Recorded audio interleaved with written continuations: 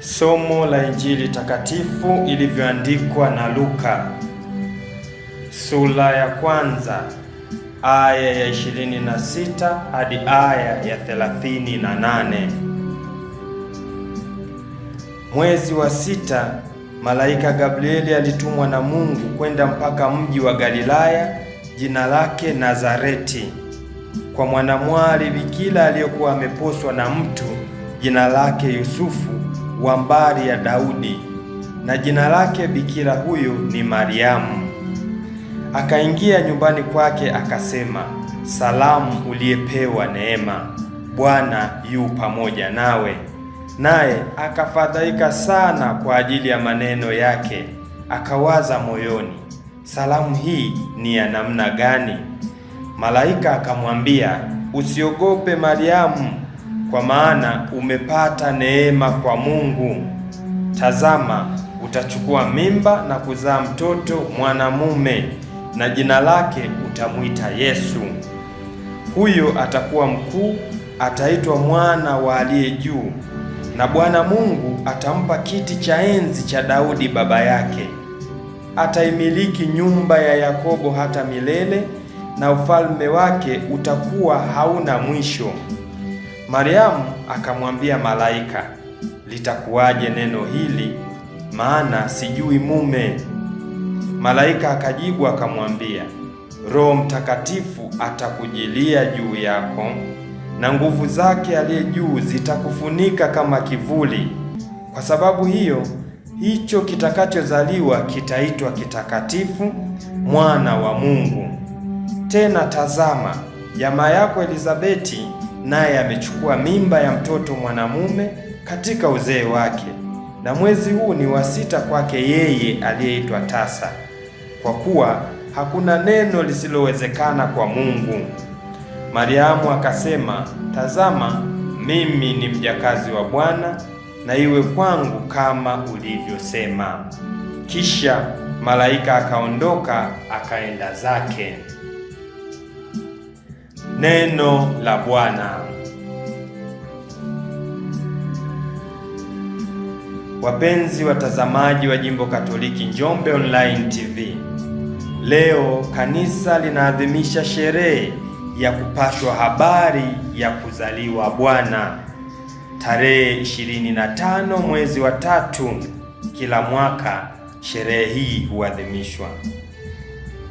Wapendwa watazamaji, tusogee mbele kidogo. Tarehe 25 Disemba kila mwaka tunaadhimisha sherehe ya kuzaliwa Bwana wetu Yesu Kristo.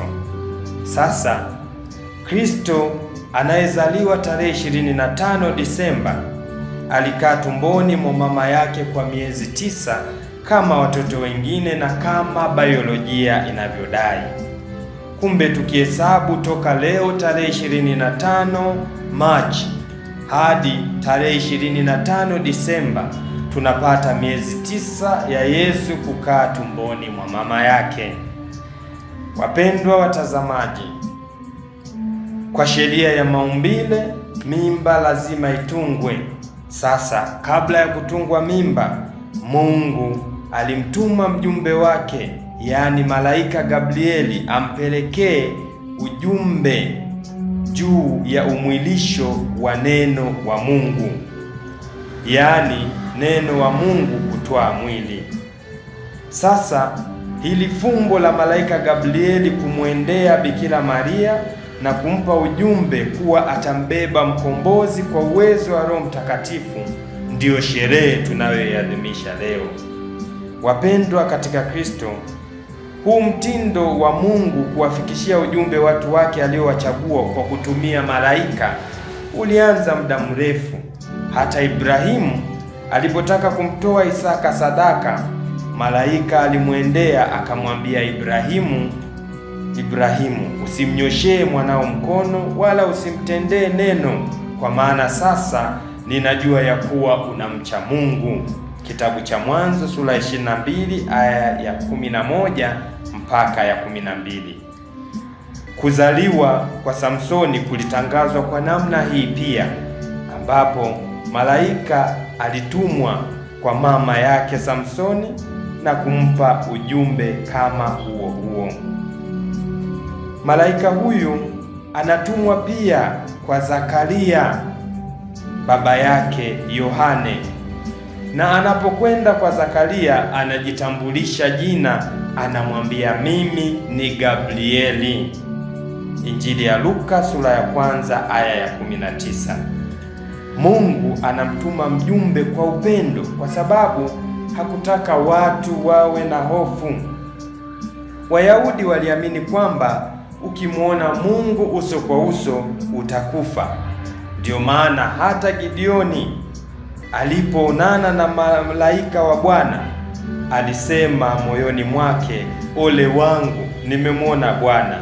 Halafu Mungu anamwambia, amani iwe pamoja nawe, usiogope, hutakufa. Kitabu cha Waamuzi sura ya 6 aya 22 mpaka 23. Wapenzi watazamaji, hili linatufundisha nini? Maria ni kati ya watu muhimu ambao Mungu anawatumia katika ukombozi wa wanadamu, na anamtuma malaika apeleke ujumbe juu ya kumzaliwa kwa Kristo. Na ndio maana tuna sababu ya kumheshimu huyu mama, kwa sababu anaingia katika kundi la wajumbe ambao walisaidia ukombozi wa wanadamu. Wapendwa watazamaji wa Jimbo Katoliki Njombe Online TV, mpango wa Mungu kumkomboa mwanadamu ni wa milele, na ndiyo maana hili tangazo la leo sio la kwanza. Lilishatabiriwa miaka 700 iliyopita kabla Kristo kuzaliwa, na lilitabiriwa na nabii Isaya, ambaye yeye alisema, tazama, bikira atachukua mimba, naye atamzaa mtoto mwanaume, naye atamwita Emanueli, yaani Mungu pamoja nasi. Kitabu cha Isaya sura ya 7 aya ya 14.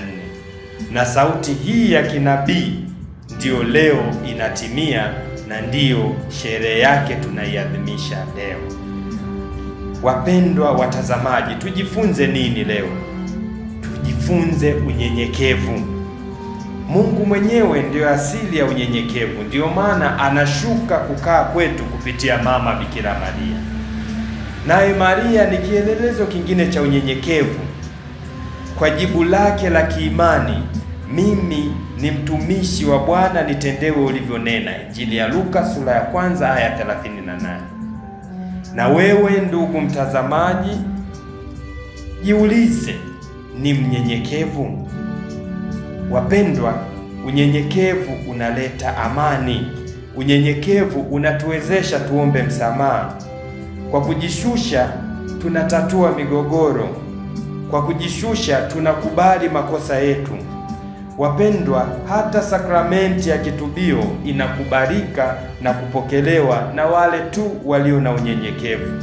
Wasio wanyenyekevu wanaikataa.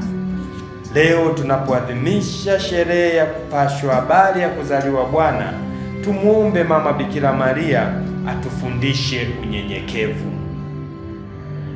Tumsifu Yesu Kristo.